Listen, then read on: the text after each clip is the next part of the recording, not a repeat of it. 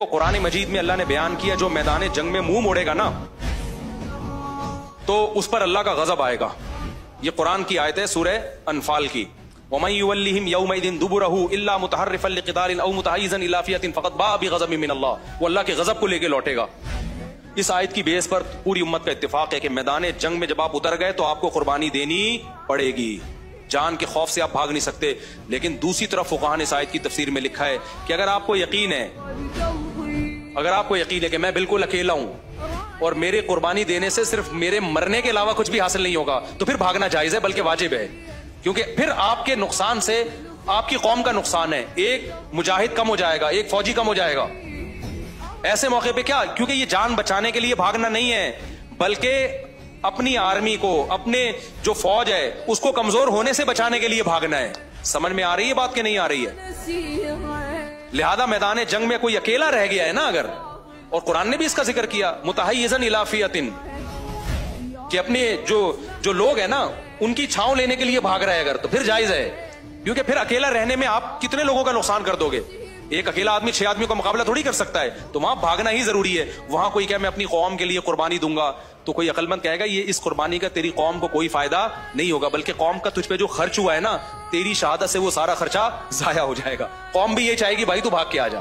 تو ایک آدمی 6 سے تھوڑی مقابلہ کرے گا. تو مقابلے میں 2 سے کر سکتا ہے, 3 سے کر سکتا ہے, بہت 4 سے کرے گا.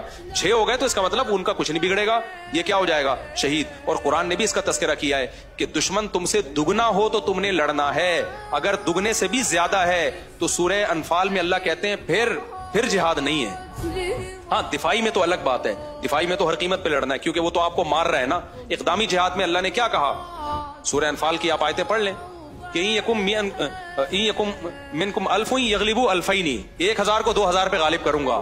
اگر 1000 ہو اور وہاں سے 2001 ہے پھر اللہ کہتا ہے پھر نہیں لڑنا. پھر کیونکہ اللہ نے دنیا کو اسباب کے ساتھ جوڑا ہے, تو اسباب کے ساتھ دنیا جڑی ہوئی ہے. تو آپ کہہ سکتے جب اسباب کے ساتھ جڑی ہوئی ہے تو 1000 بھی 2000 کا مقابلہ نہیں کر سکتے. بھائی وہ اللہ کے لیے نہیں لڑ رہے, وہ دنیا کے لیے لڑ رہے ہیں, اور آپ کس کے لیے لڑ رہے ہو, اللہ کے لیے. تو تقوی کا بھی آپ کو فائدہ ہوگا لیکن دنیاوی اسباب بھی اختیار کرنے ہیں. تو ان کے مقابلے میں آپ کی قوت آدھی ہے تو آپ لڑو گے آدھے اسباب سے اور آدھے کس سے, جو اللہ کے نام پہ لڑ رہے ہو تو اس نام کا فائدہ ہوگا. تو خالی اللہ کا نام بھی نہیں ہے کہ ایک آدمی تلوار لے کے چلا گیا 100 سے لڑنے کے لیے کہ میں اللہ کے نام پہ لڑ رہا ہوں, ٹھیک ہے نا, ایسا بھی نہیں ہے. اور ایسا بھی نہیں ہے کہ جب تک 100 ان جیسے نہ ہو آپ لڑ نہیں سکتے, نہ پھر اسلام کا کیا فائدہ. تو قرآن نے بڑی بیلنس بات کر دی کہ آدھے ہو دشمن کے مقابلے میں تو لڑنا پڑے گا. تو یہ صرف دشمن کے مقابلے میں نہیں ہے, ہر جگہ یہ اصول اپلائی ہوتا ہے کہ آپ اپنے سے زیادہ طاقتور سے پنگا لیں جب کم سے کم آپ میں اور اس میں 50 اور 1 اور 2 کا ریشو. اگر